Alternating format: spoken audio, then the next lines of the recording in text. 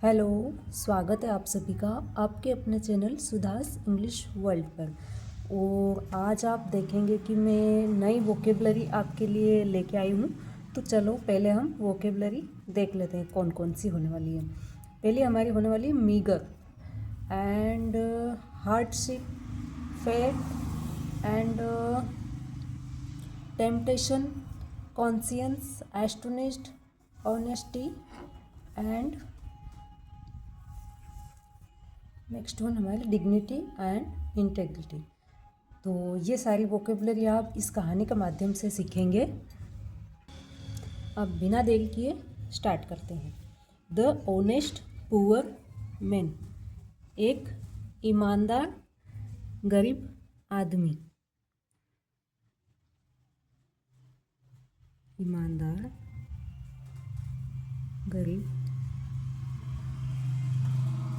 आदमी। Ramesh was a poor man who lived in a small village. Ramesh था एक गरीब आदमी, who lived जो रहता था, in small village एक छोटे से गांव में। Every morning he worked hard in the fields to earn a meager income. Every morning हर सुबह he worked hard वो कठिन परिश्रम करता।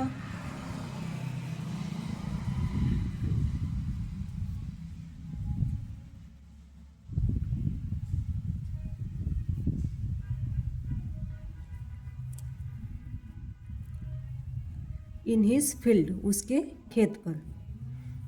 इन द फील्ड्स खेत पर। To earn a meagre income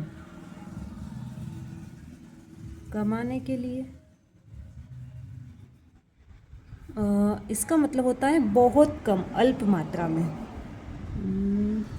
अल्प या वेरी स्मॉल, बहुत कम कमाई।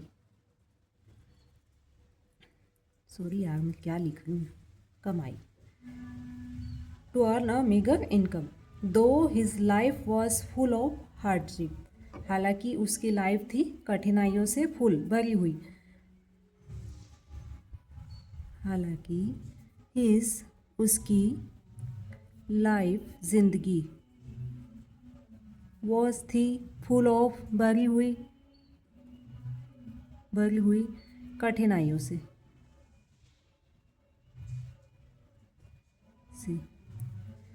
ही never complained about his fate,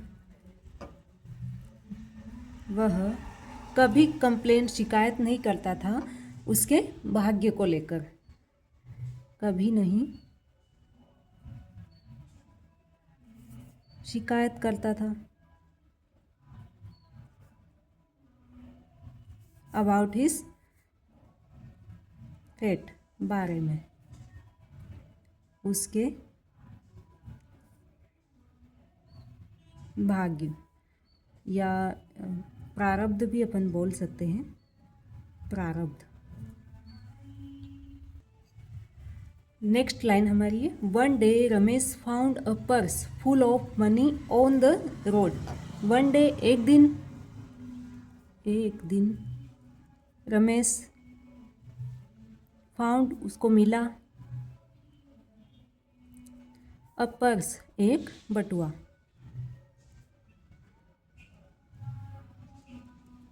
full of money पैसों से भरा हुआ।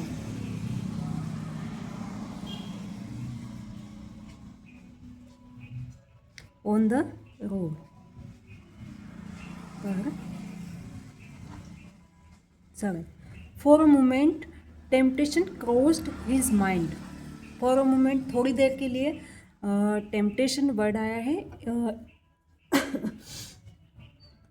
इसका मतलब होता है लालच, लालच या प्रलोभन भी बोल सकते हैं इसको।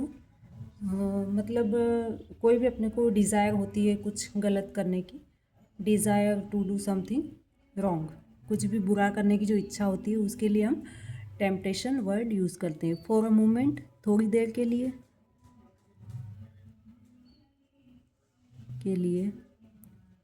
या एक पल के लिए। टेम्पटेशन, प्रलोभन।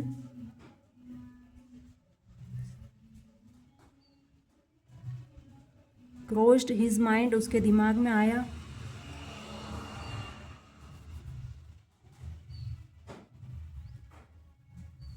But his conscience didn't allow him to keep it, लेकिन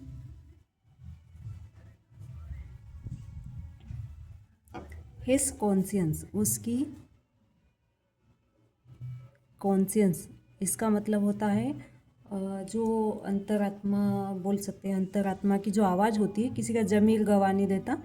तो his conscience didn't allow him to keep it, उसकी जो अंतरात्मा, उसकी जो रूह थी, उसने उसको अनुमति नहीं दी।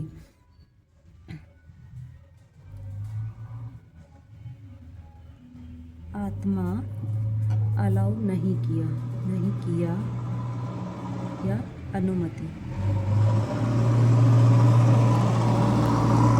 उसे। टू कीप इट का यहाँ तात्पर्य पर्स से है, तो रखने का। He decided to return the purse to its owner, फिर उसने तय किया टू रिटर्न, पर्स को वापस लौटाने का उसके जो ओनर था उसको।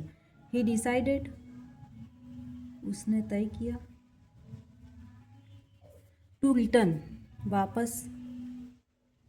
द पर्स, बटुआ। टू इट्स, उसके जो ओनर था, उसका मालिक।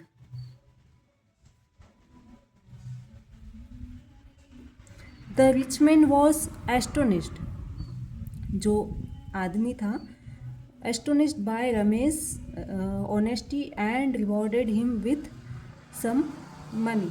वो जो आदमी था वो एस्टोनिश्ड हो गया, इसका मतलब होता है आश्चर्यचकित हो गया, बहुत ज़्यादा अचंभित, वेरी सरप्राइज्ड। वैसे हक्का बक्का हम जो बोलते हैं ना, हक्का बक्का रह गया। द रिच मैन, अमीर आदमी, वॉज, था, हक्का बक्का या अचंभित, हक्का बक्का या अचंभित, बाय रमेश ऑनेस्टी, उसकी जो रमेश की ईमानदारी से,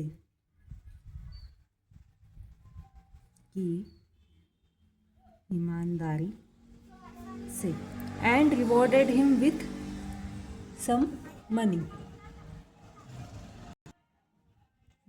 एस्टोनिश्ड हो गया, अचंभित या हक्का बक्का, by Ramesh honesty and rewarded him with some money, और उसने उसको इनाम दिया, उसे इनाम दिया, उसने उसे इनाम पैसे के रूप में कुछ उसको इनाम दिया। Ramesh went home with dignity and peace in his heart. Ramesh went, गया, सेकेंड फॉर्म हो गई। रमेश गया, होम, घर, विथ डिग्निटी, साथ, इसका मतलब होता है गरिमा।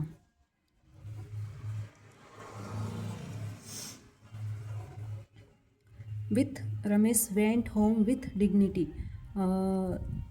सेल्फ रिस्पेक्ट, एंड पीस, शांति, इन हिज हार्ट, उसके दिल में वो एक गरिमा के साथ शांति से घर गया। बिलीविंग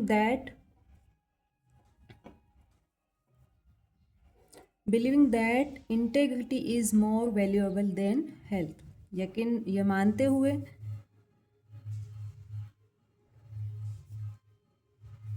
कि इंटेग्रिटी, इसका मतलब होता है ईमानदारी, ये मानते हुए कि ईमानदारी इज मोर, ज़्यादा, वैल्यूएबल, मूल्यवान, देन वेल्थ,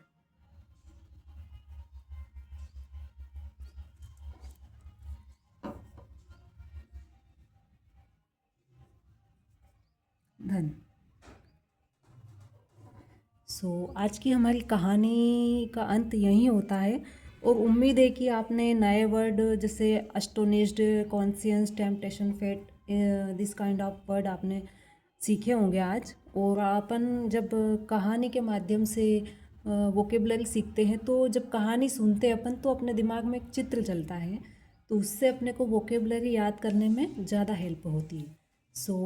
प्लीज़ चैनल को सब्सक्राइब करें, वीडियो को लाइक करें, शेयर करें। यदि आपको कहानी अच्छी लगी और ये तरीका अच्छा लगा तो प्लीज़ कमेंट करें। धन्यवाद।